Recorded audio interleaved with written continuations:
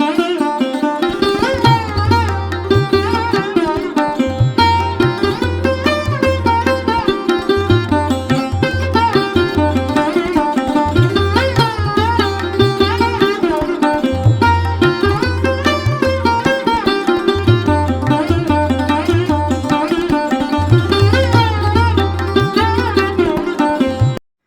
Hello, नमस्ते. कशा आहात माझ्या सगळ्या गोड मैत्रिणींनो?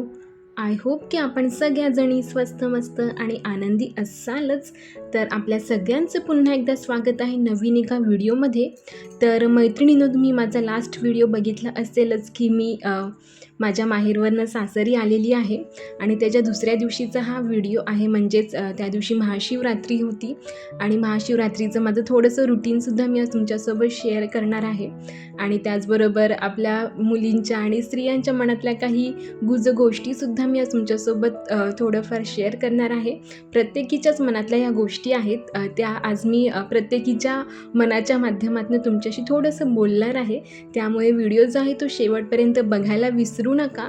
आणि आपण आपल्या चॅनलवरती नवीन असाल, पहिल्यांदा आपण आपले व्हिडिओ बघत असाल तर प्लीज चॅनलला सबस्क्राईबसुद्धा नक्की करा जर तुम्हाला माझे व्हिडिओ आवडले तर.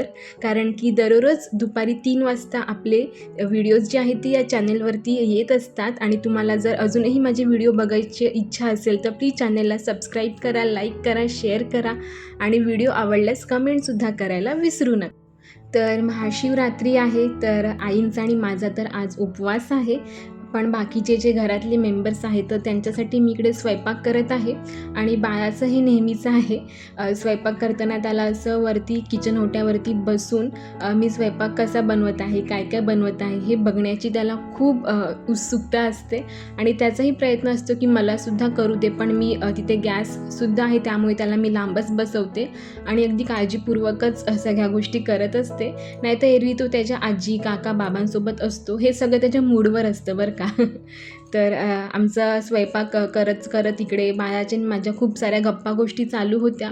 आणि त्याच्या मावशांनी त्याला जे काही गिफ्ट्स दिले होते, भेटवस्तू दिल्या होत्या, तर त्याबद्दल तो माझ्याशी डिस्कस करत होता की मला हे दिलं आहे माऊने, ते दिलं आहेत, तर आता मी हे करणार, ते करणार, अशी स्वप्न तो रंगवत होता छान छान. आणि मुलांचं एक वेगळंच विश्व असतं, हो की नाही? काहीही गोष्ट त्यांना आपण थोडीशी छोटी जरी गोष्ट दिली की ते इमॅजिन करून त्या दुनियेमध्ये जातात. तर किचनमधलं माझं सगळं आवरलं, आमचं जेवण, दुपारची भांडी सगळं काही झालं त्या बेडरूममध्ये. आता माहेरी जायचं असतं तेव्हा जेव्हा आपण बॅग पॅक करत असतो ना, तेव्हा आपण जितके आनंदी आणि एक्सायटेड असतो ना, तितकेच अपोजिट बॅग अनपॅक करताना असतो, हो की नाही? मला वाटतं प्रत्येक मुलीच्या बाबतीत हेच होत असेल. जेव्हा आपल्याला बॅग भरायची असते माहेरी जाताना, आपण खूप म्हणजे खूप आनंदी असतो, एक्सायटेड असतो आणि कधी एकदा जाईल भुरकन असं सुद्धा होतं आपल्याला. पण जेव्हा आपण आपली बॅग रिकामी करत असतो तेव्हा खूप कंटाळवाणं वाटतं आपल्याला आणि जीवावर येतं ते सगळं करताना, काढताना. माझ्यासोबत तर असंच होतं. कुणाकुणासोबत असं होतं मला नक्की सांगा. तर दुपारची वेळ आहे, इकडे बाळसुद्धा आता छान गाढ झोपलेलं आहे आणि रूम जे आहे ते मला क्लीन करायचं आहे. त्यामुळे मी आधी म्हटलं की बॅग ज्या आहेत त्या आपल्या अनपॅक ज्या आहेत त्या करून घेते. आणि सगळी जी कपडे होती ती चांगली घडी घालून ठेवली होती बॅगेत, पण बॅग कशी इकडे तिकडे ट्रॅव्हलिंगमध्ये हलवली जाते खूप वेळा. त्यामुळे पुन्हा एकदा कपड्यांच्या घड्या घातल्या आणि सगळे कपडे जे आहेत ते कपाटामध्ये मी ठेवून दिले. आणि त्यानंतर बेडरूममध्ये मी आता झाडू मारून घेत आहे, क्लीन करून घेत आहे बेडरूम सगळा. आणि प्रत्येक स्त्रीच्या बाबतीत हे असंच होत असेल. 3-4 दिवस जरी घरामध्ये नसलो की बेडरूम म्हणा किंवा घर म्हणा, काय त्याची अवस्था असते आपल्याला माहितीच आहे. आणि घरामध्ये स्त्रीचं महत्त्व काय आहे हे आपल्या सगळ्या प्रत्येकीलाच माहिती आहे, घरातल्या प्रत्येक मेंबर्सलासुद्धा माहिती आहे. आमच्याही घरामध्ये आम्ही 2च स्त्रिया आहोत, त्यातलं एक जरी नसेल तरी अगदी घर खायला उठतं. बऱ्याच वेळा मी तुमच्यासोबत ही गोष्ट शेअर केलेली आहे. तर याच दिवशी माझे मिस्टर जे आहेत ते स्वामींच्या मठामध्ये गेले होते आणि तिकडे खूप मोठी अशी शेती आहे. तर तिकडनं खूप साऱ्या अशा हिरव्यागार ताज्या भाज्या माझ्या मिस्टरांनी आणल्या होत्या आणि त्या सगळ्या भाज्या ज्या आहेत त्या आमच्या आई ज्या आहेत त्या साफ करून ठेवत होत्या. आणि मकासुद्धा आणली होती त्यांनी अगदी ताजी ताजी. तर बाळाला आणि मिस्टरांना मी ते उकडवून खायला दिली होती. आणि संध्याकाळच्या वेळेमध्ये मी आणि माझं बाळ जे आहे, अगदी आमच्या घराच्या बाजूलाच साईबाबांचं मंदिर आहे, तिकडे शिवलिंगसुद्धा आहे, शंकरांची मूर्तीसुद्धा आहे. तर तिकडे सगळ्या बायका ज्या आहेत त्या सणासुदीला जातच असतात. तर मी सुद्धा गेली होती आणि ऐन आम्ही आरतीच्या वेळेतच आम्ही गेलो होतो. तर आम्हाला लकीली आरतीसुद्धा भेटली. तर छान असा अभिषेक आम्ही केला, देवांचे आशीर्वाद घेतले, आरतीसुद्धा आम्ही केली तिकडे देवांची. तुम्हाला ती पुढे बघायला भेटेलच. तर आजचा दिवस खूप छान गेला.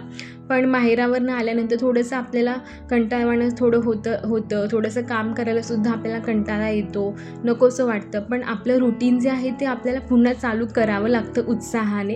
आणि तसंच माझं झालं. संध्याकाळी मी मंदिरामध्ये गेली आणि त्यानंतर मला इतकं छान वाटलं, रिफ्रेश होऊन आली मी, अगदी मन प्रसन्न झालं माझं. आणि त्यानंतर आपलं जे रुटीन आहे त्याला मी लागली होती. तर चला आता मी मंदिराची आरती जी आहे तीसुद्धा तुमच्यासोबत शेअर करते. आणि मैत्रिणींनो, तुम्हाला आजचा व्हिडिओ कसा वाटला ते मला कमेंट बॉक्समध्ये सांगायला विसरू नका. आणि मी जे काही आपल्या माहेरून आल्यानंतर आपल्याला ज्या काही फिलिंग्स असतात त्या मी इथे एक्सप्रेस केलेल्या आहेत. तर मला असं वाटतं की प्रत्येक मुलीसोबत हे असंच होत असणार आहे आणि प्रत्येक मुलीच्या याच भावना असणार आहेत. मी काही त्यात वेगळी नाही आहे अजिबात. त्यामुळे तुम्हालासुद्धा अशाच भावना, अशाच फिलिंग्स असतात का जेव्हा तुम्ही माहेराहून सासरी येतात?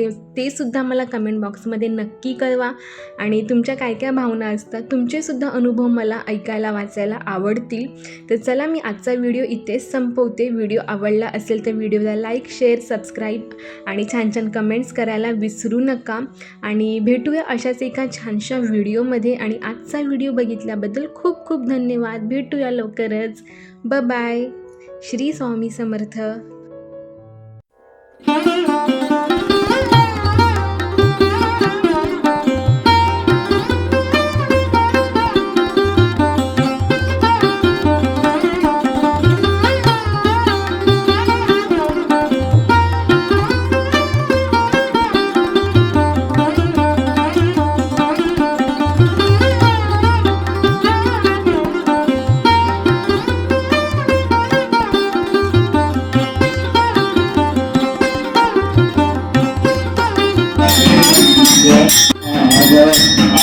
आरती तारी बाबा तुझे नाम जाता हरि मंत्राची जाता और साधे सावतर सुनबाई त्या मजन गात्र जाई तुझो स्रोहदना सखा सजन नाथ बंधू तुझो परिणव साई